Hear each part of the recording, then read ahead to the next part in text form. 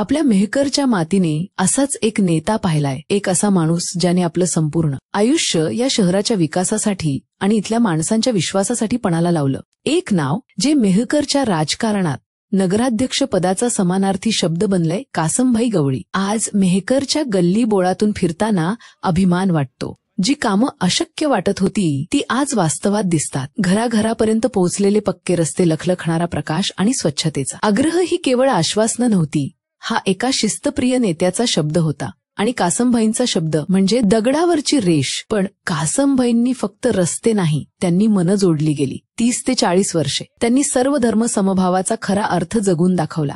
सण कोणताही असो, उत्सव कोणाचाही असो, पहिला मान आपला आणि पहिली हजेरी कासमभाईंची. ते नेहमी एक गोष्ट सांगतात, महापुरुष सर्वांचे असतात, त्यांना जाती धर्माच्या भिंतीत वाटू नका. त्यांचा आदर करायचा असेल तर सर्वांनी मिळून करा. हीच ती शिकवण आहे. म्हणून आज प्रत्येक समाजाचा माणूस त्यांच्यासोबत खांद्याला खांदा लावून उभा आहे. संकट नेत्याची खरी ओळख करून देतात. आठवतोय तो कोरोना काळ, जेव्हा रक्ताची नाती एकमेकांना घाबरत होती. न जाहिरात, न फोटो, फक्त एक ध्यास, माझ्या शहरात एकही चूल विझू नये. घराघरात महिना 2 महिना पुरेल इतका किराणा पोचला. कुणाला कळलं, कुणाला नाही. कारण ते सांगतात, जेव्हा उजव्या हाताने मदत करतो तेव्हा डाव्या हातालाही कळू नये. यालाच म्हणतात खरं नेतृत्व.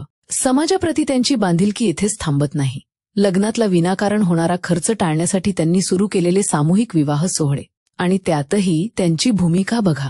तुम्ही जेवढे जमेल तेवढे पैसे द्या, जिथे कमी पडेल तिथे मी उभा आहे, कुणालाही त्रास देऊ नका. हा मनाचा मोठेपणा आज कुणात दिसतो. पण जेव्हा एखादा माणूस इतकं प्रामाणिकपणे काम करतो तेव्हा स्वार्थी राजकारण्यांच्या डोळ्यात तो खुपतो. कासमभाईंच्या याच विकास कामांना रोखण्यासाठी कारस्थानं रचली गेली. चांगल्या कामात जाणून बुजून अडथळे आणले गेले. माहिती अधिकाराचा गैरवापर करून त्यांना मानसिक त्रास दिला. पैशांची मागणी झाली. ज्या घरकुल योजनेमुळे गरिबांना छप्पर मिळालं, त्याच योजनेवरून त्यांना हिनवलं गेलं. पण सत्य लपत नाही.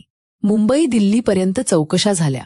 म्हाडापासून ते तत्कालीन आमदारांपर्यंत सर्वांनी शिक्कामोर्तब केलं की काम अत्यंत उत्कृष्ट आहे. त्यांच्यावर संपत्तीचे खोटे आरोप झाले, पण ते सिद्ध झाले नाहीत.